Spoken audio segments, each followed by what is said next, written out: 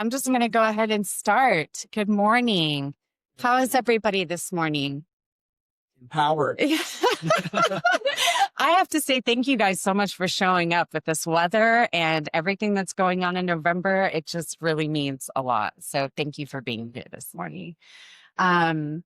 I would like to thank the Montminy Gallery for hosting us. I love coming to this space, especially with the artwork today. I mean, it is really outstanding. And normally I don't even get to see this stuff unless we host in a gallery, which is sad, that I don't come and check these out more often. But I just want to say thank you to Chris for the Montminy. Also for Adobe. Adobe is our global sponsors. And how wonderful is Adobe? They are here for all our creative needs. If you have not checked out Adobe and you are a creative tech person, then Adobe is the place to go to launch your creative career. Speaking of global, Creative Mornings is a global organization. You guys have all been here before, haven't you? Do we have some new members? You guys are new. Yes, thank you so much for coming. And it's really neat because there are people all over the world meeting at the exact same time. Maybe not the exact same time because of the different time zones, but meeting on the third Friday of the month to all talk about the same thing, which you should bring a friend next time you come. If you enjoy Creative Mornings, come, bring your friends, please. So this month is growth, and everybody across the world is doing the same lecture on growth. It's a little bit different for everybody, but growth is our theme this month. And I'm actually going to read the growth theme this morning. I screenshot it because I felt like it was really poignant and important. So our Sacramento chapter chose growth, and the artist that they chose was Amber Rankin. She's the one who did the design with us. When we were kids, it happened fast. We outgrew clothes, shoes, seemingly overnight. We constantly reached for things just out of our grasp. We made messes and art without worrying about what anybody would think. As we shift into adulthood, growth gets harder to come by. Get good grades, get a good job, burn the midnight oil, struggle against the odds. Then somewhere along the way, we get comfortable with the status quo, sitting on the couch watching TV and scrolling instead of trying and doing. But creativity demands growth, not the kind that can be measured by a ruler. It's about taking stock of your character. Who needs to chase with wild possibilities and meaningful progress? We must unlearn the need to be perfect and busy. Remember how you play and get our hands dirty again. It takes curiosity and courage. Because growth doesn't always feel good, it forces us to shed our old skin, to stumble and start again. Sometimes growth happens quietly in between uncertainty and doubt and moments when nothing seems to be changing until everything does. I love that. I have to read that multiple times. This will bring me to our icebreaker. So we have an icebreaker, and it's a way to kind of get our creative minds flowing. So how has growth affected you this year? How have you grown this year? Anybody want to share? Yes. So I'm an artist and I took on a new medium this year and I value it. Oh, that's amazing. Are you enjoying it? I am. The challenges? I am. I have my first fully woven art piece at West Street Gallery right now. The Hobby Weavers is Spanish still. Which I also joined this year. That's amazing. And I did some other pieces too that makes the weaving with my wax art. Oh, fun. Can't wait to check that out. Anybody else? I have grown by being a person that worked in the back at Creative Mornings to now being the host of Creative Mornings. It is a learning experience, and there have been times when I have really struggled, especially with the computer and technology, because that is not who I am. Anybody else? Creative Mornings has a manifesto. Who would like to be brave and courageous and read the manifesto this morning? I can, Yay. please. Everyone is creative. A creative life requires bravery and action, honesty and hard work. We are here to support you, celebrate with you, and encourage you to make the things you love. We believe in the power of community. We believe in giving a damn. We believe in face-to-face connections and learning from others in hugs and high fives. We bring together people who are driven by passion and purpose, confident that they will inspire one another and inspire change in neighborhoods and cities all around the world. Everyone is Everybody's welcome. Thank you. Okay. I'm going to bring up my lovely, incredible co-host, Lauren, and she's going to introduce our speaker for today. all right. For sure. Our speaker today, Danny Carroll, embodies. Oops, sorry. I'm gonna restart this, you guys, because I missed the first part. The quiet work, the messy middle, the small steps, and the big leaps that shape who we are becoming. Growth is a theme that invites us to stay curious, stay open, and keep stretching even when it feels uncomfortable. Our speaker today, Danny Carroll, embodies this spirit in more than one way.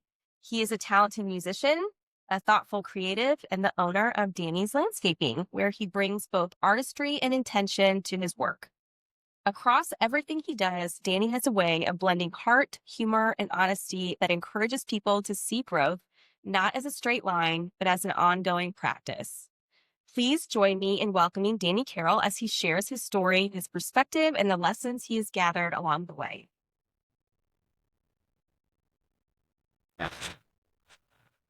Thank you. Wasn't it? It's lovely. That was lovely. So I see comedians, they always have a stool. and they put things on it and occasionally go over to it. And I'm convinced that they have a little notepad taped to it that has encouraging things like, you're beautiful, you are enough, you are okay. So we did grow a lot last night. Yeah, Sarah's my wife, and there's no nepotism here though, and that there's no favoritism. No, actually, he was chosen to be a speaker way before I decided to take the host position. We were really worried about that, how that's going to look. It's probably actually harder to become a speaker when your spouse or a relative is involved in something like this. But when Sarah became involved, the idea of this all sounded, really wonderful, really appealing to me, that, creative minds would get together and just share a story, share some history, share about mixed media art. And I can't think of anything that is more mixed media than what I get to do every day. Now, in any given day's time, I go through all of the emotions. Like, I'm an emotional dude. I have to be to do what I do. But how many emotions does Danny have? And it's all of them. And that from second to second, that can change to, this is it. I'm done. I'm completely done with this. I'm over it. 20 years I've been in business in Colombia. 20 years, 2 decades of every day putting it in, putting the passion and the energy and keeping everybody afloat and selling myself constantly. I'm the rainmaker. I have to create it for everyone around me, even when it's not there, making something out of nothing, and perceivably something out of total shit. This opening slide here is, this is a project that we did just a couple years ago. It's in Lakewood Rail here. All of our projects are here in Columbia. Everything that you would see in these slides is something I've designed and built. I'm there every day. I have a team of great people. I want to tell you that none of these people knew how to do any of this stuff, really, except show up. Sometimes all you have to do is show up, even when you're afraid, even when you don't want to, even when you know this is going to suck, because there is no growth without pain. When you think of working out or exercising, you hear that you're actually tearing your muscles, you're ripping things so that they can rebuild stronger. And even the thought of that is not appealing. Even the thought of ripping something open so that you can heal from it. But that's exactly what happens when we grow. And believe me, with every project, I look at the finished results sometimes and I'm like, I cannot believe that we've done that. So most of our projects take place in the backyard. Not only is this in the backyard, but this is about an acre away from the street. So consider moving hundreds of thousands of pounds of material, hundreds of tons of things from all the way up there to all the way down here and reassembling them into a fashion that's not only appealing, but is also fluid. Yeah, we draw these things to sell them. We have a sell plans, something that you look at and you say, oh, that's beautiful. I want to pay $80,000 for that thing. But then I have to take that and I have to make it real. I have to build it. So from all the way up there, all the way through the woods, luckily this guy owned the acreage next door, so we were able to come all the way through the woods, all the way down this path and reclaim this entire beachfront and build an entire beach, a boat dock, Danny's boat docks, right? Danny's lighting, Danny's, electrical, Danny's whatever it takes should be what it called. What do you do for a living? Whatever it takes is my answer. I went from here in Columbia, knowing nobody. I moved here in 98. I didn't know a soul. And I didn't have any money. When I graduated from MU, I studied landscape design, horticulture, and plant science. This was after attempting an education in percussion performance because I got a scholarship to go here for percussion performance. Now, the music school here, while it's okay, it was not all I hoped it would be. The percussionists were performing or practicing in a condemned basement in Lowell Hall, which was next to McDavid, which was the artist's dorm. So where all the theater and music people were. So I was around like-minded people. But the last thing I wanted to do when I came here was go to school. Like everything else was interesting. Girls, I went to an all-guys Catholic school in the south side of Chicago. Okay. Shirts and ties, no sideburns past the ear, no earrings, no long hair, no tattoos, top buttoned, deans of discipline, 3 of them, watching 1,400 guys walk through 2 doorways and kept pulling them out of line. If you had stubble on your face, they would pull you out and dry shade you right there with a Bic razor. No water, no anything. So this is a tough, stringent sort of upbringing, which I appreciate the discipline of it now. But I was always sort of on the outskirts with the band nerds and with, the chess club and things like that. So arts and science is always for me. I told Sarah I would get stuck on the first slide. So I've already gotten into this about me. These are things I thought about when I'm creating this presentation, right? And things I want you to think about. How, when, where did you really begin? What's your first memory of being creative? Or I consider it, as I watch my children grow, my 2 boys, 8 and 10, gorgeous. As a matter of fact, so gorgeous, people tell us we have lovely daughters. They're so beautiful. So when did I come online? When did that creativity start? I was always a little shit. I was always like the cat who ate the canary, right? But I think around the age of 10 is when I really started to feel this pull. I'd already started drawing. A friend of ours down the street, Shane Riley, started playing drums in the school band. And I was like, Shane's cool. I want to be cool. So I started playing the drums. My brother played the saxophone. And at first I was like, I'll play the sax like my brother. But then it's like, I'll play the drums. And that changed me, changed my life forever. Immediately I was hooked. On it. And at 10, I really started that journey, like big time. At the same time, I would watch the landscapers as they came around and I would go out and help the landscapers, right? When I came back from a summer break to school, teacher says, did anybody do anything fun this summer? Oh boy, me, I want to talk. Okay, this is Mrs. O'Brien. Says, Danny Carroll, what did you do this summer? And I said, I shoveled 100 pounds of peat moss. 100 pounds, right? 2 or 3 bags of peat moss. We were making an above ground pool, and we had to have a little rim around the inside before we put the liner. Don't know why, but I did it. 100 pounds of peat moss to hundreds of thousands of pounds of earth being moved around in any given day, right? So I really began at those points. I designed my first island bed. I remember drawing it when I was 10 years old. You know, I have this, I want to do this border of white rock, and then lava rock before the plants start. I was thinking about those things, working with nature and the colors that are provided with natural elements. I was painting with the colors of the earth, I now realize, and with shapes and forms and drama, architecture, heights, low, mid, high. Sarah does plants in pots, right? What do they call it? Spiller, Yeah. chiller, Filler. thriller. Filler. Yeah. So these 3 levels, right? And how does this all relate? It is all symbiotic to me. It all relates.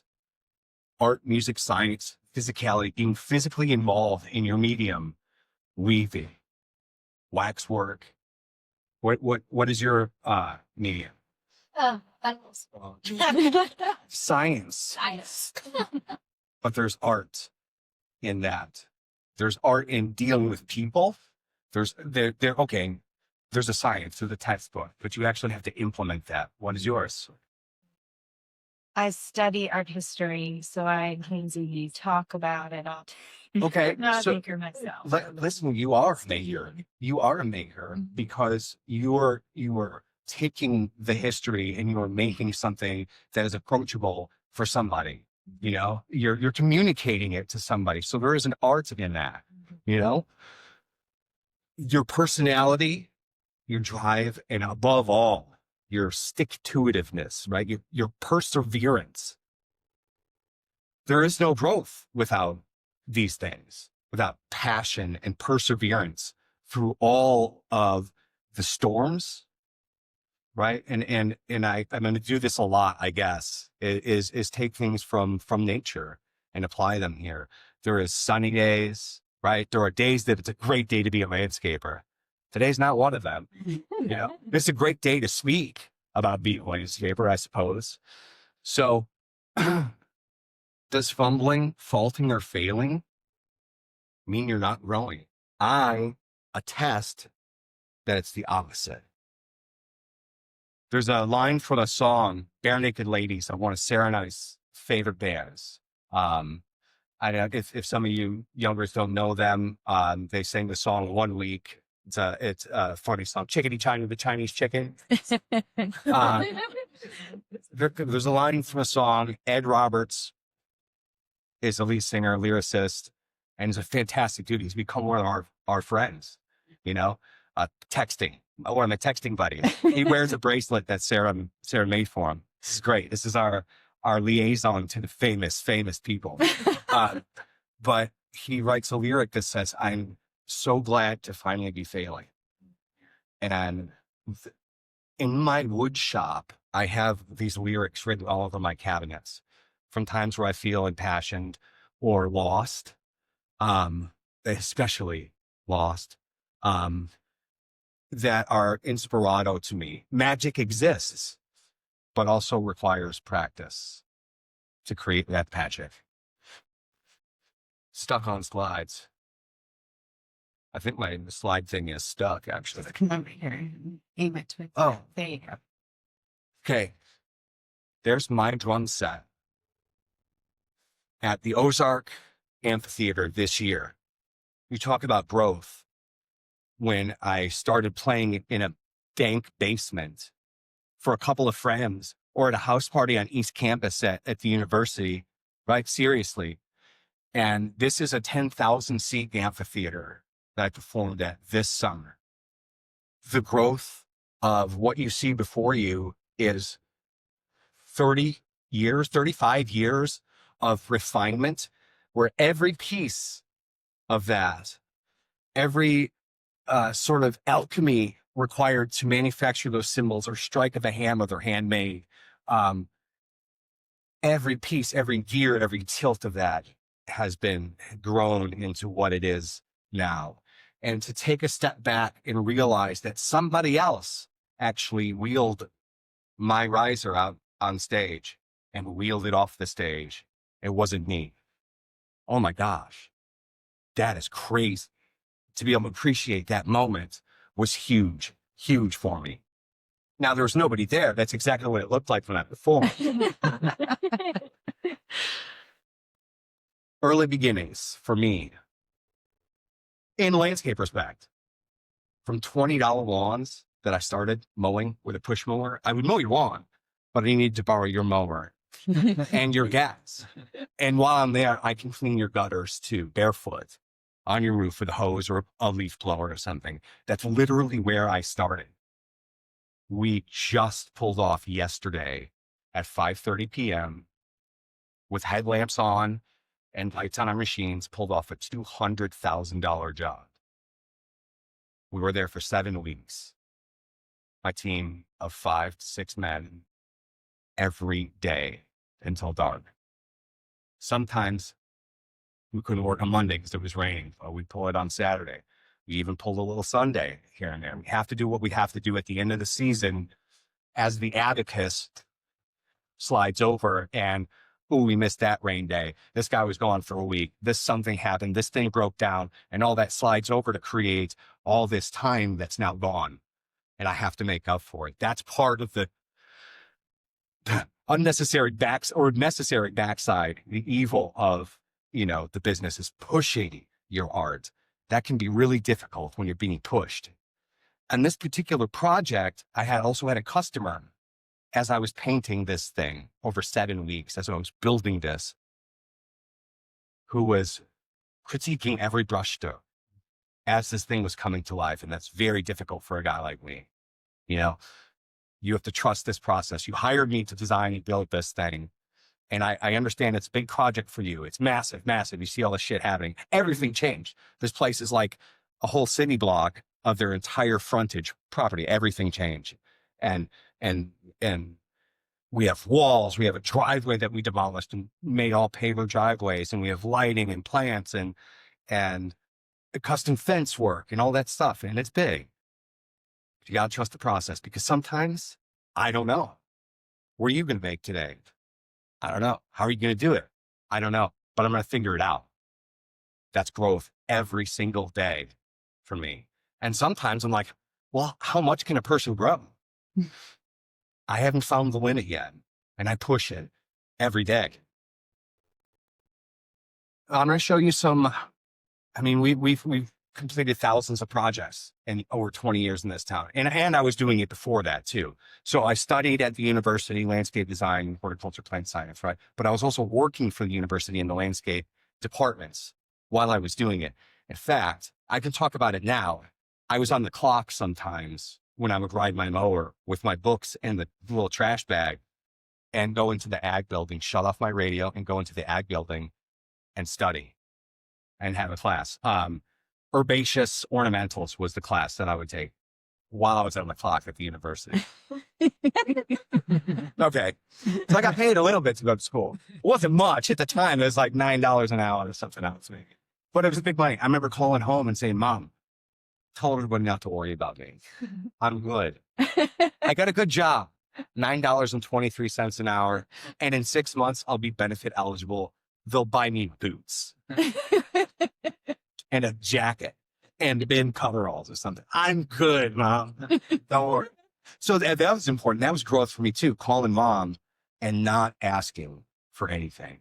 I don't need anything, Mom. I just called to say I love you. In fact, when she died, I was 29. The year was 2009.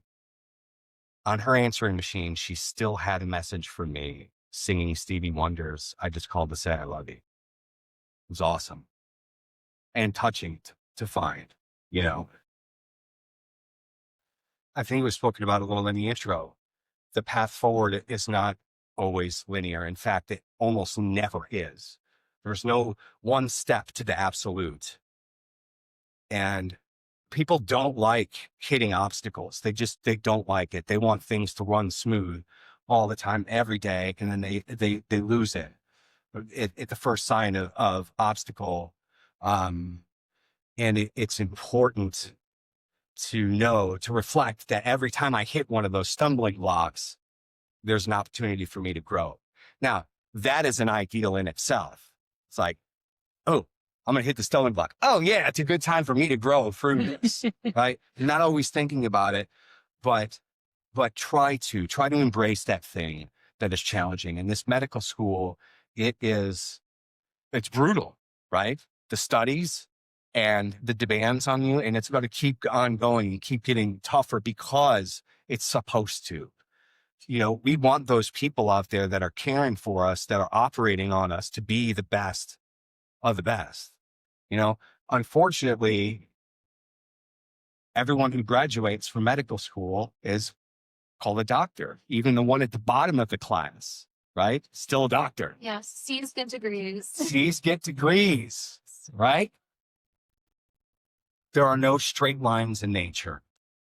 Sometimes we build straight lines with our walls and we try and be laser straight. I mean, laser straight, man, because I'll see it. And if I walk around the job site with my hands behind my back slowly, usually I'm moving fast, but if I'm moving slowly with my hands behind my back and I say, does that look good to you?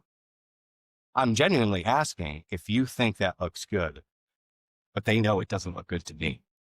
So there are no straight lines in nature. So sometimes we put these rigid things in place. We put the structure in place, the backbone, and then we soften it. We soften it with the softscape, they call it, the plantings and the curved lines of the beds and things like that. So we've got structure, we've got backbone, and we've got softness. We've got hard geometry of a house. And then we have the emotion, and we have the colors. You know, evergreens don't have to be green. There's blues, there's grays, there's lime greens, which I think I'm privy to because I'm a child of the 80s. I like these hot flashes, like these hot pinks and these fluorescent green colors and things like that.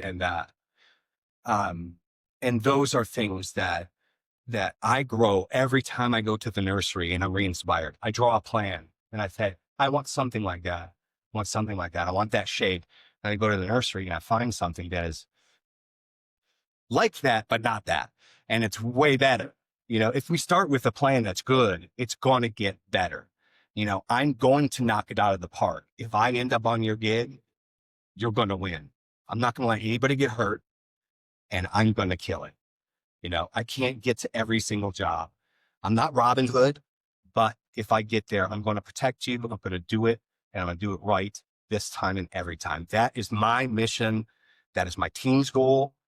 And that's what we do every day. As hard as it is, the work is hard enough. The weather comes on us. The materials are heavy. The shit's muddy. The equipment is greasy. It's loud. The saws, the dust. But everyone is creating. Stonemasons, Da Vinci's, sometimes they're chiseling on something, just like they did back in the day. We're building roads like the Romans did. Driveways out of pavers and patios that lasted thousands of years. If your driveway's concrete, it's going to crack. These pavers won't crack. They're stronger than concrete. It's amazing, the technology that we're using. This one, some types of growth. There are a lot of types of growth. We talked about a lot of types of growth. Physical, spiritual, and emotional. These were the three main types that I could think of right out the gate. And I guess right at the top embodies them all, really. So as an artist, it's very common for artists to also struggle with addiction in one form or another. I mean, addiction has many faces. Do you shop too much on Amazon? Do you gamble? Do you eat too much bullshit at night? Do you watch TV too much, like way too much TV? Do you hide? I'm addicted, right now to gummy worms. Can't put them away. But at one point, I was addicted to alcohol and drugs, because that satiated some hole that was left in me from early on in life. Maybe what I call the singularity. The singularity in my world, that one moment where everything changed, was my parents' divorce. When I was 10, 11 years old, the same time I was forming my creative path, they divorced, and it was not a simple divorce. It was horrible. It was painful. It was drug on for years and years and years, and it changed everything. Maybe that's where I became so independent. I requested to move into the basement and have my own apartment at 10 years old, wash my own laundry, make my own canned chili for dinner, get out at 6 a.m. and serve mass as an altar boy, go to school. I was on my own, I felt like, and I was okay with it, and maybe that's where I became myself, through that pain, through the growth of that, becoming the adult in a situation that was very dramatic.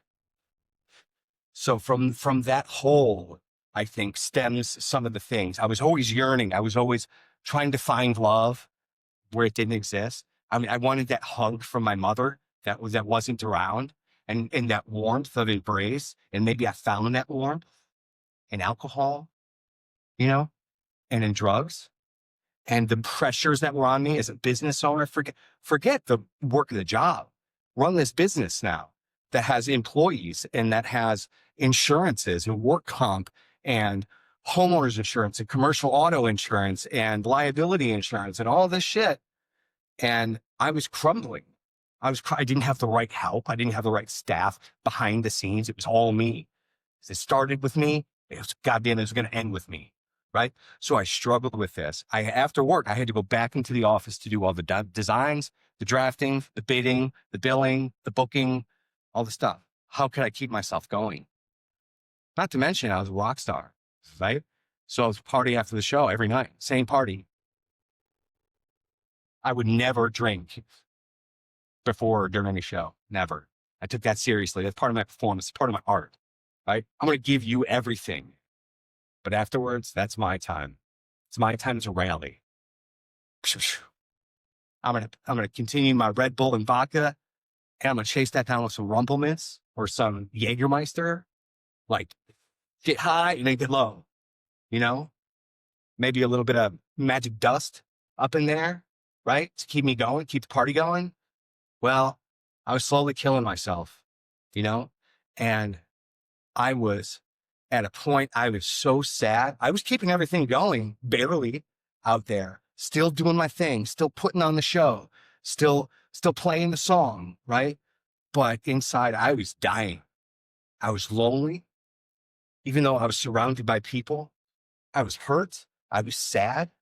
I was defeated. I knew my father had just died. It's 2001. My father just died. My father, the one that I yearned all my life to make proud of me, right? You proud now, Dad? Turns out he was proud of me the whole time. The whole time. What the fuck? What was I fighting for? What was I fighting all of this for?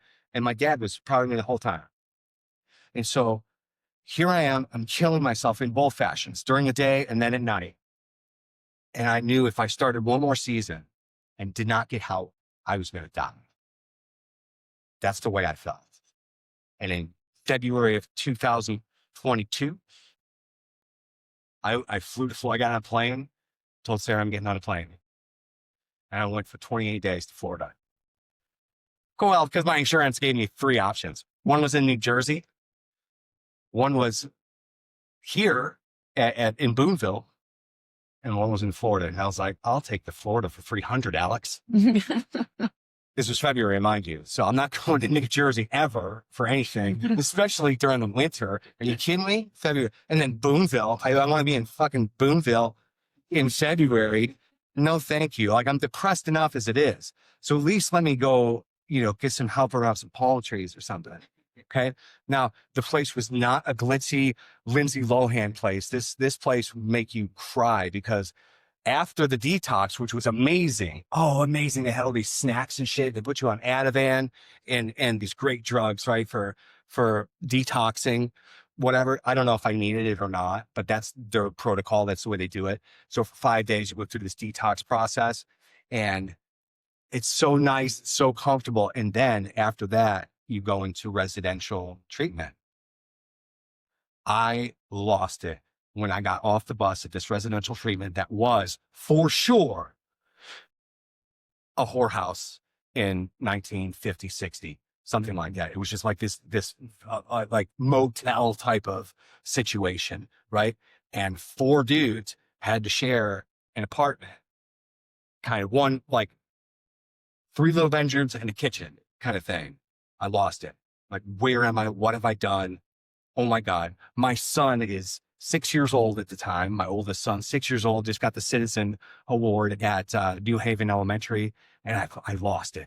Niagara Falls, man. I was like, what have I done to myself, to my family, to my life? Turns out, I have done the very best thing that I could have ever done for them, for myself. And now, for you lucky folks, right? And for my company, for everyone, I did the very best thing is I said, I need help. And I broke down and I opened myself up to that possibility of being helped, of getting that hug, you know? So this was the very worst place, but the very best place at the same time. You talk about growth. I was a good student there. I studied, I listened, I interacted, I paid attention, I helped others. Probably too much. Stay in your own lane, Danny. That's what they were teaching me down there. Stay in your own lane. This is not, their problem is not your problem. You focus on you. Because I do that a lot. Be like, oh, how can I help you? So I can avoid my own thing. So I'm happy to report no drugs, no booze for almost 4 years, 4 years clean. Thank you. And like amidst that is an immense chapter of growth for me. Overcoming that adversity, you think about your own adversities that you overcome. Oh, another such adversity is when I was 21, I got my wisdom teeth taken out. Right? They damaged a nerve in my tongue, the side of my tongue. It's completely dead. I can't taste it. And it's numb all the time, right? So I've had a speech impediment since I was 21. Talk about overcoming adversity. You try to sing Chickadee China, the Chinese chicken with this going on, right? That's not real adversity that other people face, but you know what I'm saying. You get the idea. Past trauma, divorce, addiction, breakups. You know, I had a lot of failed relationships. And I'll tell you what, this is the truth. After every failed relationship, I said, I should have married Sarah Gaskin. I swear to it. I met her in 1999. Her very first night of school at Stevens. I was a sophomore. And I was longingly depressed, long hair guy sitting on a kitchen floor, you know, you're pining after some girl, right? She came up and she's like, I like your bracelets. And I said, I like your bracelets. And I was like, I thought I had it in the bag, right? Thought I had it in the bag that night. We like each other's bracelets. Well, that wasn't the case. She goes, well, you should be my roommate. So I ended up dating her roommate for the next 3 years, but it kept me close to Sarah, you know, and I would get her rats for her snake and things like that. Pick her flowers from campus. I would woo her. I was wooing a lady.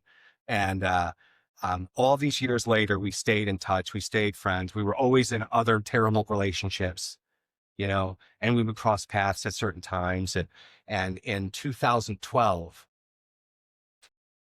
we finally got back together, you know, saved each other from other bad relationships and things like that. And then we were able to be bad together, at least. If we're flawed, but let's be flawed together. Let's make something together. And then we created something beautiful together, all with major past traumas. Growing, building, and the symbiosis of all that. Oh my goodness. Growing my company from $20 loans to $200,000 projects. My goodness, I had like $0 in a bank account, right? And a SUV and a rake when I started, and now I don't have $0. I own a home and I'm building other homes and I'm doing other things. And I've built a wood shop and an office and dump trucks and dump trailers and 10 bobcats. I have more bobcats than I have people, which is great. One for every person plus 3 for me. Growing my family. Oh my God. What out of all the growths, this one has been the most magical, to grow my family, to realize that, okay, we're planted here. It gave me so much strength and so much resolve when I married Sarah that part of my hunting journey was over. That's over. Then when we had a family, when we didn't think we could, they're miracles, both of them. Didn't think it was possible. Both of our children are miracles. And that, growing our family, was the best gift, best result of my former hard work, of all time. Growing my skills every day with the challenges that face me. So many I can't describe. I hope I've painted a little picture of how difficult and rewarding every day is, every single day, without fail, without stop. Growing my connections with people. After thousands of jobs, some repeat customers, I would say connections with hundreds and hundreds of people. There are over 2,000 contacts in my phone right now. And those are actually people who I've met and dealt with, and I still consider in my Rolodex of problem solving, when that's all I do every day, all day, problem solve. Problem, I will solve it. You got a problem? I'll solve it. Check out the people, the DJ repulse it. Why did Vanilla Ice just come into my head? Crazy. Again, speech impediment. How did you do that? It's amazing. Okay. Yeah, man, we have a lot of photos. We've done a lot of projects. I'm going to show you a couple of them that, again, you're like, dudes built that, like with their hands. Every rock and every stone and every piece of wood was touched by a human hand and made from a pile of heavy shit that's put on a curb, remanufactured into something that looks good. Okay. And I was never trained how to do this. Never trained how to do this. This was one of my first, like, over $50,000 projects.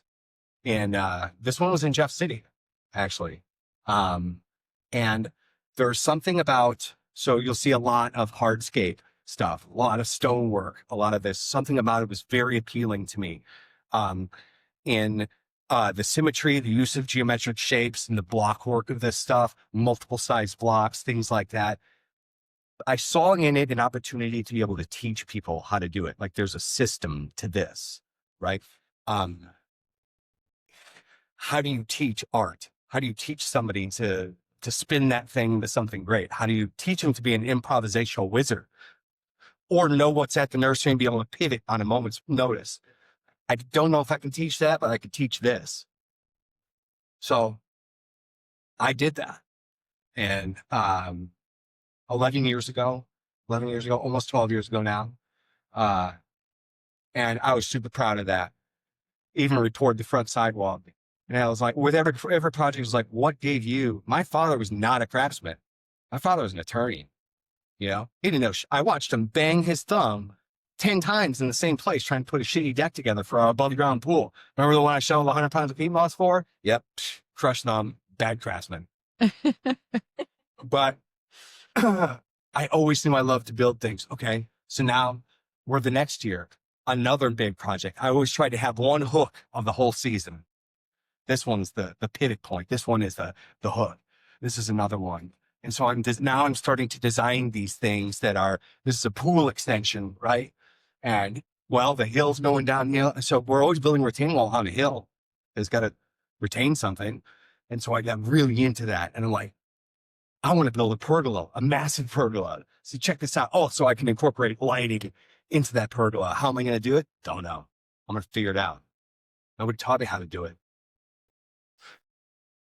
There's a finished shot of that in 2015. That's actually Sarah. I realized in the photo, Sarah, blonde hair Sarah, she was helping me. Guess what? She was super pregnant too. Super pregnant. July, I finished it July 4th. She gave birth July 8th to our first son. I had to finish this, which was the biggest project of my career at the time, right? Finish it. The fencing, all the landscape, all of that. So next year, major 4-month project at Dr. Concan's, the plastic surgeon.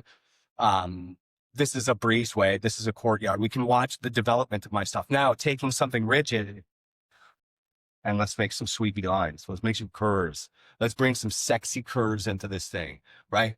Because I want that to flow. And how am I going to make these things that are blocks look exactly like they're making a circle or something like that? Art. These are some more walls. So I'm into column work. I'm into walls. I'm into curves, mosaic patterns and blocks, steps, staircases, softscapes in there, some roses. That's nice. So here we build another pergola, but from that pergola to this pergola, major advancements in my techniques. That first one was treated. This one is cedar.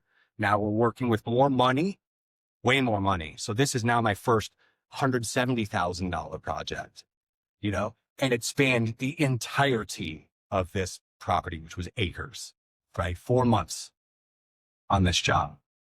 So another job at the Lakewood Rail, which is here in Columbia. This one was insane, absolutely insane. This was all woods. It was all one hill going down to the lake. And now it's a terraced masterpiece with a porcelain paver patio and these staircases and lighting built in. And look at the flow of artistry up in there. You know, you can see the colors that I'm painting with and the things that are going on here. Built that boat dock, my first boat dock. Sure, I could do that.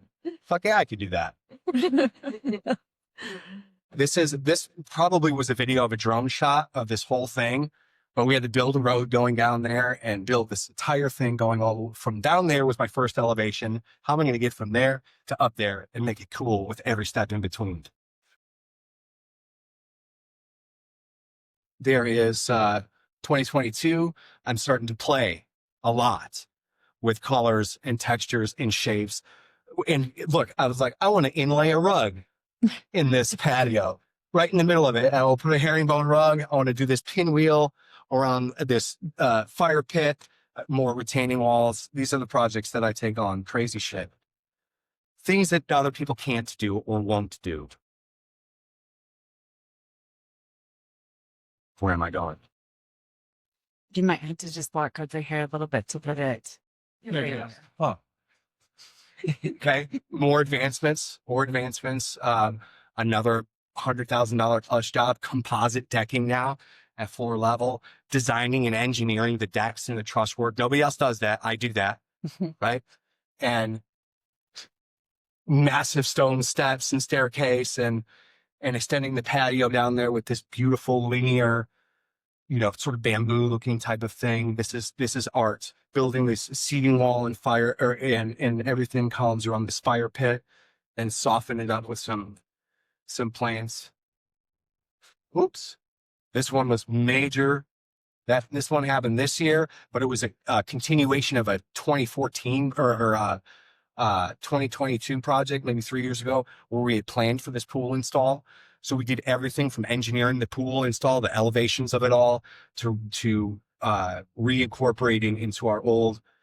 This happened a few years ago, and then this all happened this year. Fence, the whole bit.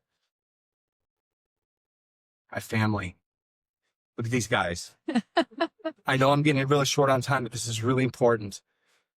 Jasper, me building always. I was building Sarah's library at the time. Here, that insane crib that I built for my boys. They don't give a shit. The idea was that they would transform into their teenage bed and stuff like that, but it's in pieces up in the loft somewhere. I was finishing the addition on the house there. They were helping me pick some stones for it. Little baby with the little dachshunds. Oh my God, I love my wife. That's what those dogs should be called. Is, oh my God, I love my wife. Not dachshunds. More of boys. You know, these two in the bath. Oh my God. Okay, now melt your heart. Now growing up, grown. Look at these kids, man. Jasper and Wilder. And it's true. It's true. This guy's a nut. He is Wilder. So more stuff that I built at the front of the house. If you come by the house, everything that you see is something I designed and built. It's really something to behold. Home additions, I built it. What the hell gives me the right? Or who told you you could do this? And I'm like, it's a good idea. I left the old garage structure up in place and built around it, and then knocked it down on the inside, because I needed to pull this like insane electrical maneuver. But I'm just like, I can do this. I can build this. Watch me. Watch me. This finishing it up. Driveway still not done. Everything is a work in progress. Now the driveway's done. This was many, many years ago now. I think 2016 probably. Yeah. And now, that gives me opportunity to build this new landscape out here. How wonderful is that? Each step informs the next. Now we're starting to transform that into something. This is baby plantings. Now they're all grown. This is the front. This is how I design. Here, I build it out first there.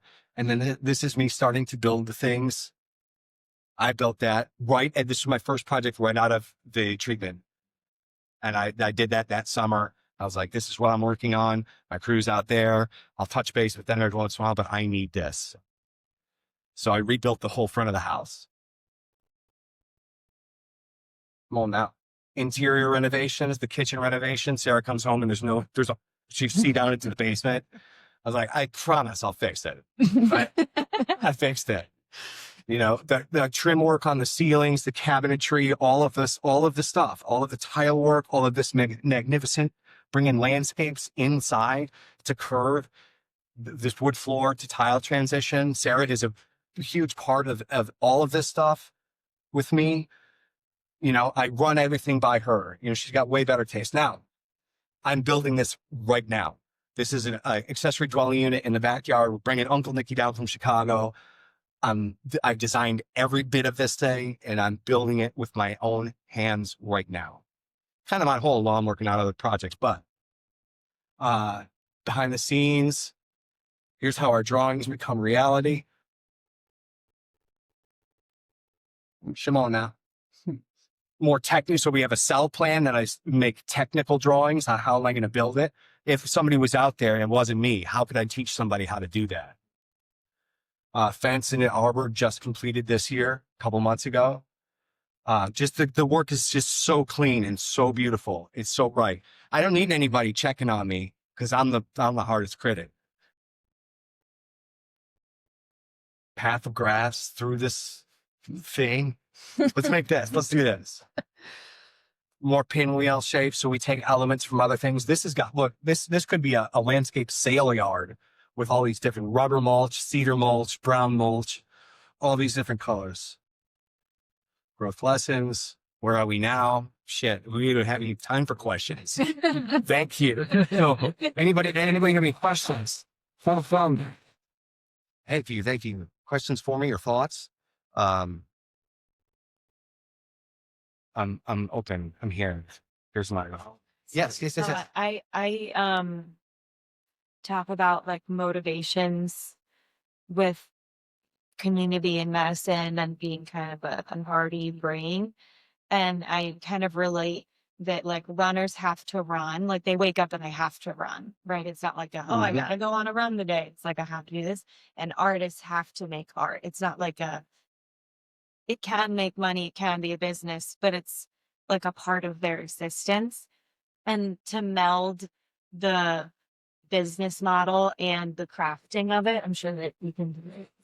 Relate to a lot of such And like last month, there was a conversation like, oh, you're so good at that. Oh, you should sell it. And it could be hard to get past that to like monetize something that you're so passionate about. And it can be both a burden and a privilege. And it's really impressive to see the kind of, it's not categorized. It's like it is Danny's. It's like this story and this life, and it's really beautiful. So Thank you. congratulations. Thank you. That whole connection. Thank you. It is becoming as I grow, and I'm like, okay, what's the exit strategy for me? seriously, how does Danny's landscaping continue without Danny? And so I've screwed the pooch a little bit.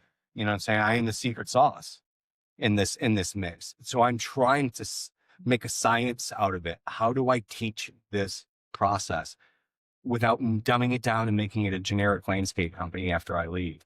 Do I pass it down to my children? Do I just close doors to sell it? Do I build it up even more and sell it? Doing that, I'd have to make it more generic, more crews, more. I can't possibly be everywhere. Right now, it's one team. We're monster. We're like SEAL Team 6, man. We have the beards to prove it too. And we get out and we go to work and don't stop until it's done. Take a bow, move on to the next one. There's no like multiple shit going on at the same time, no communication, no bunch of people who don't speak your language that you cannot communicate with.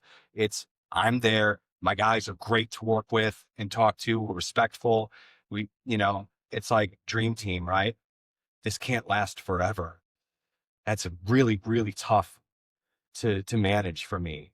So managing the black and white side with all this gray side, is really, really a tough dynamic. I didn't know that when I was studying landscape design, that I would have to know how to change tracks on a Bobcat in the mud, because you never lose your track in a good spot. It's always down the hill in the fucking mud.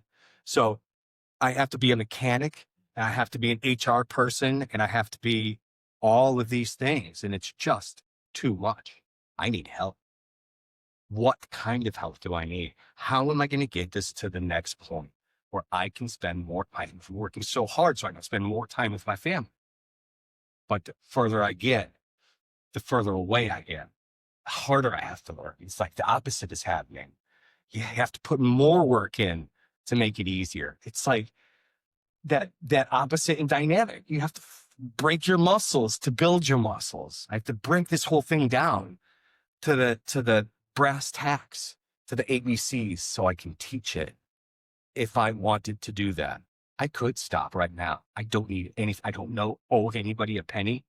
All of my equipment is paid for. My home is paid for. My children have money in the bank. We're doing fine. I built it. And Sarah, it was the most instrumental in this to allow me to do that.